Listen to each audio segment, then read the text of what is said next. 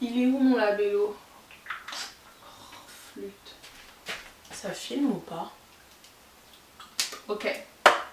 I am back, bitches. Salutations amis youtubiens, j'espère que vous allez tous bien. Moi ça va super. Je suis de retour aujourd'hui pour vous parler des réseaux sociaux. Cette plaie.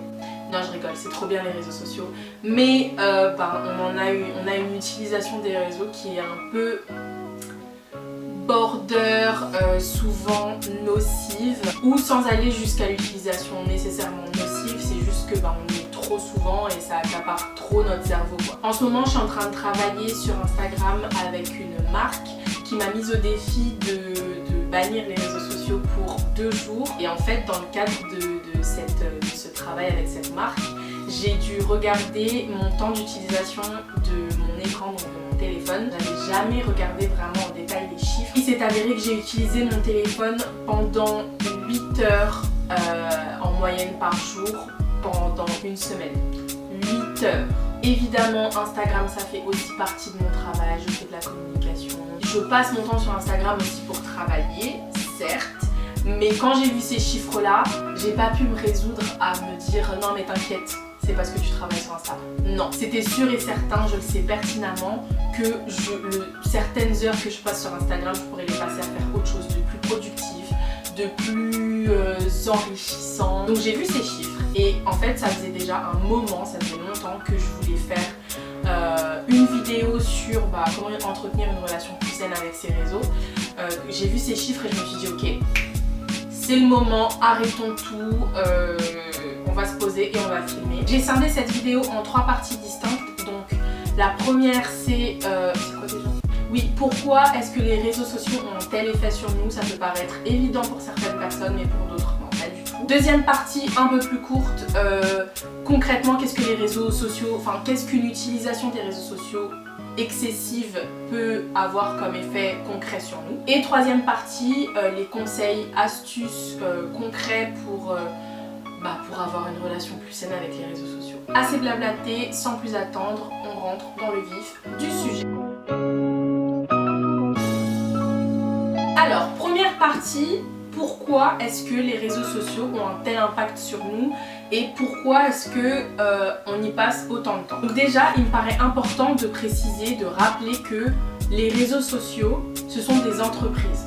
Donc c'est-à-dire qu'il y a des gens derrière, il y a des gens qui travaillent derrière et leur travail, c'est de nous faire rester le plus longtemps sur ces applications. C'est comme ça qu'ils gagnent de l'argent. Et ils travaillent tous les jours pour améliorer notre parcours sur les réseaux sociaux de manière à ce qu'on y reste le plus longtemps. Donc je parle d'Instagram parce que c'est le réseau sur lequel je suis le plus présente. Pourquoi les stories elles sont en haut, tout en haut quand on arrive sur la page d'accueil d'Instagram? C'est tout simplement parce que c'est plus facile pour nous de les voir et donc de cliquer et donc de rester sur l'application le plus longtemps possible. En fait, dites-vous que le moindre petit truc, le moindre petit bouton, la moindre petite utilisation des réseaux sociaux, elle est pensée, elle est réfléchie de manière à ce que on reste le plus longtemps dessus. Et voilà, ils réussissent bien vu qu'on passe des heures et des heures. Ensuite, la partie sociologique de la chose, c'est que forcément, on passe des heures et des heures, des mois, des années sur les réseaux sociaux. Et donc forcément, ça nous met des images et des idées et des informations dans le cerveau, dans la tête, et ça crée une réalité dans nos têtes. Donc je prends toujours le même exemple, des meufs avec un type de corps en particulier, c'est-à-dire mince avec les hanches hyper bien dessinées, avec un peu de boule mais pas trop, un peu de sein mais pas trop. Forcément, mois après mois, année après année, on se crée une réalité dans notre tête qui nous fait nous dire si je ressemble pas à ça, ça veut dire que je suis pas digne de porter un bikini sur la plage. Et ça, ce genre de truc, ça existe depuis la nuit des temps, sauf que maintenant avec les réseaux sociaux qu'on a à portée de main, forcément les informations nous viennent encore plus rapidement, encore plus facilement et de manière encore plus forte et plus massive. Il est intéressant de se demander concrètement qu'est-ce que ça fait, quel impact concret ça a sur nous, quel comportement ça nous fait avoir. Ça amène jalousie forcément parce qu'on se compare sans arrêt aux autres encore une fois sans même s'en rendre compte la plupart du temps. Donc on envie les autres, mais une envie pas du tout constructive et pas du tout bienveillante. Cette même comparaison amène à la peur du regard des autres, parce qu'on se dit ben telle personne est comme ça, moi je suis comme ça, ben donc si elles se rendent compte que je suis comme ça, forcément elles vont se moquer de moi, ou alors je sais pas, ça voudra dire que je serai pas à la hauteur. Et tout ça peut amener à des vrais problèmes de santé mentale comme l'anxiété ou même la dépression. Et d'ailleurs il y a plein d'études qui ont été menées qui ont prouvé maintes et maintes fois que notamment dans notre génération qui a grandi avec les réseaux sociaux et internet, que ça nous a amené ce genre de problèmes de santé mentale qui sont hyper handicapants au quotidien quoi. Maintenant qu'on sait tout ça, comment faire pour 1. Diminuer son temps sur les réseaux sociaux, et 2. Quand on y est, comment avoir une relation vraiment saine avec. La première chose pour moi à garder en tête quand on essaie de bâtir une relation plus saine avec les réseaux sociaux, pour moi c'est vraiment personnel, ça sert à rien d'être radical. C'est-à-dire que les réseaux sociaux c'est comme tout dans la vie, c'est bien, ça a ses bons côtés. Moi j'ai plein d'opportunités géniales grâce à Instagram, d'opportunités de travail. Je rencontre des gens géniaux, j'ai tout le temps des conversations hyper cool, plein de personnes m'apportent énormément, j'apprends énormément. Donc si je me mettais à être radicale et à me dire ok les réseaux ils ont juste un effet déplorable sur moi, j'éteins tout, en fait je perdrais énormément dans ma vie, dans mon enrichissement personnel. Donc pour moi il y a un truc à garder en tête, ok les réseaux sociaux ils ont tel impact sur moi, certes, mais c'est comme tout dans la vie, c'est à consommer avec modération et avec conscience. On peut totalement aimer quelque chose tout en ayant conscience de ses limites. Pareil, je prends un exemple personnel, j'aime beaucoup la mode depuis toujours et tout ce qu'il y a autour de la mode. Ceci dit, je suis totalement consciente que cette industrie a ses limites, notamment que c'est une industrie extrêmement polluante. Ça m'empêche pas de continuer d'aimer la mode, de continuer de lire sur la mode, etc. etc.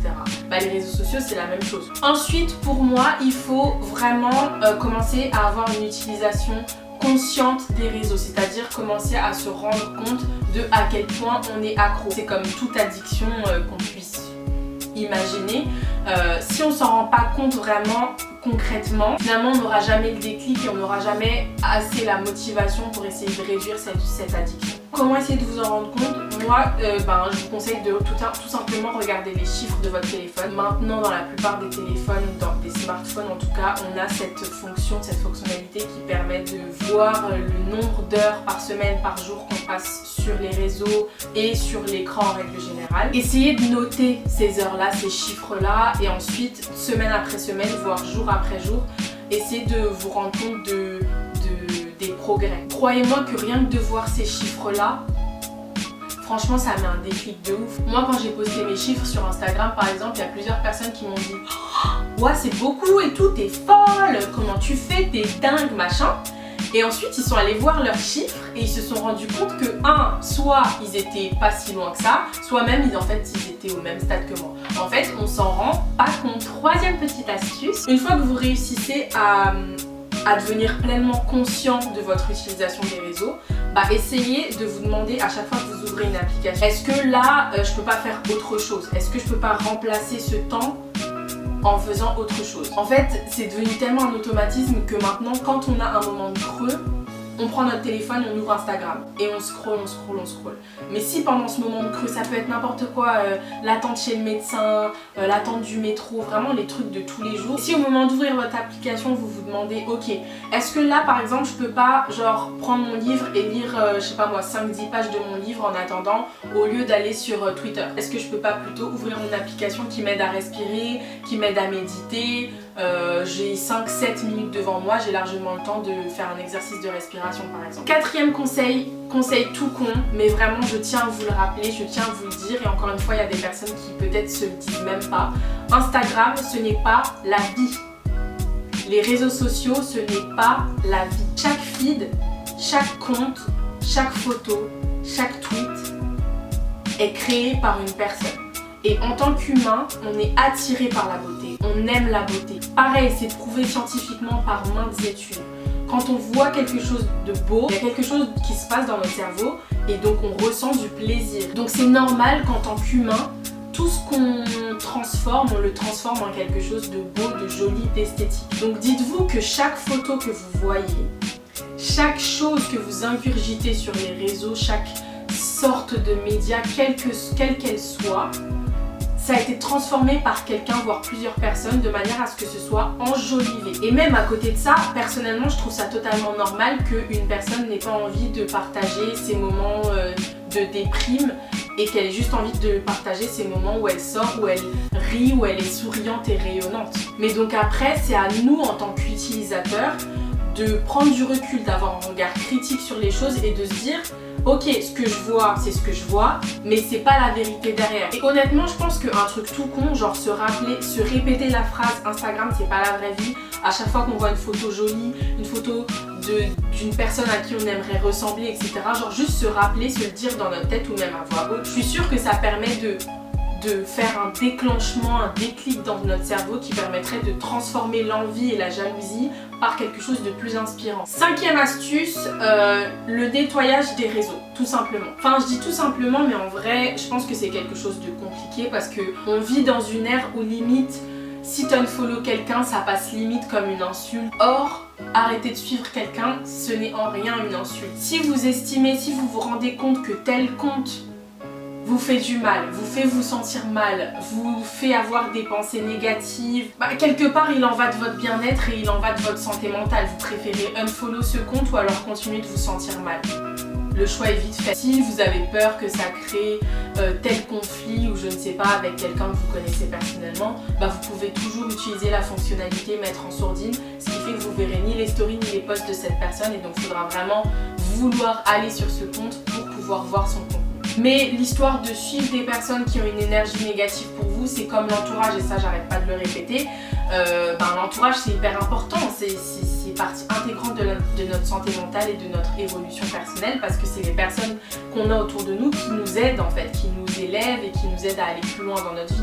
Donc c'est pareil, là si on suit que des personnes qui nous apprennent jamais rien, qui sont négatifs, qui ont des posts négatifs, qui ont des commentaires négatifs, c'est normal qu'en sortant de notre compte Instagram, on se sente nul en fait. 6e conseil, et ça va un peu dans la lignée du précédent, c'est apprendre à ne pas donner d'attention à tout le monde. Tout le monde n'a pas besoin de votre énergie. Votre énergie est précieuse, votre temps est précieux. Si vous recevez un commentaire totalement négatif, mais genre pas du tout constructif, limite méchant, rien ni personne ne vous force à y répondre. Et en vrai, je vous dis ça, mais je vous remonte pas du tout les bretelles parce que je suis la première à vouloir répondre à tout et tout le monde et tout parce que ça, je trouve ça important, l'échange, etc. Mais frère, si c'est de la négativité et que toi, t'as pas envie de négativité dans ta vie, bon, il n'y a aucune loi qui t'oblige à répondre. Bref, vous n'êtes pas obligé de donner votre attention à tout et tout le monde. Vous n'êtes pas obligé de répondre à tout et tout le monde. 7e et dernier conseil que j'avais envie de vous donner, c'est de faire attention au FOMO. Le FOMO, qu'est-ce que c'est pour ceux qui ne le savent pas? Ça veut dire Fear of Missing Out en anglais et donc littéralement ça donne la peur de rater quelque chose. C'est un sentiment, je pense qu'on a tous ressenti à un moment donné de notre vie. On est sur les réseaux sociaux, on se balade, on est dans les stories, à un moment donné on arrive sur la story de quelqu'un qu'on connaît, de notre cercle qui est à telle soirée ou à tel événement ou à tel endroit avec d'autres personnes et on se dit instantanément mais mince, en fait moi là je suis dans mon lit, cette personne là elle est à telle soirée, si ça se trouve il se passe des trucs de ouf, si ça se trouve elle rencontre des gens de ouf et moi je suis là, c'est sûr que je manque quelque chose. Si je peux vous donner un conseil par rapport au FOMO, c'est d'essayer de repenser à vos anciennes soirées, à vos anciens événements similaires que vous avez vécu. Vous êtes dans votre lit comme ça et vous vous dites ok, la dernière fois que je suis allée en soirée avec cette personne là il s'est passé ci, ça, c'était bien, il n'y a pas de souci, mais est-ce que c'était révolutionnaire dans ma vie? Bon, il y a beaucoup de chances pour que la réponse soit non. Là je suis chez moi, je suis dans mon lit, est-ce que je peux transformer ce temps en un temps totalement positif pour moi et lire le livre que j'ai pas eu le temps de lire, prendre un bain ou faire je ne sais trop quoi toute seule qui va faire que ma soirée va être trop bien. Mais encore une fois, ça c'est lié au fait que quand on voit une story faite par quelqu'un qui a envie que ça soit beau, la story est belle, on pourrait croire que cette soirée c'est vraiment la meilleure qui ait eu lieu et qu'on est en train de la rater, bon c'est normal qu'on se sente mal. Voilà, c'était tout les amis, j'espère que ça vous aura plu. J'espère J'espère que ça vous aura aidé, j'espère que ça vous aura motivé, que ça vous aura donné plein de bonnes énergies. Je vous dis à très bientôt, j'espère, pour une nouvelle vidéo. Et en attendant, je vous fais des bisous.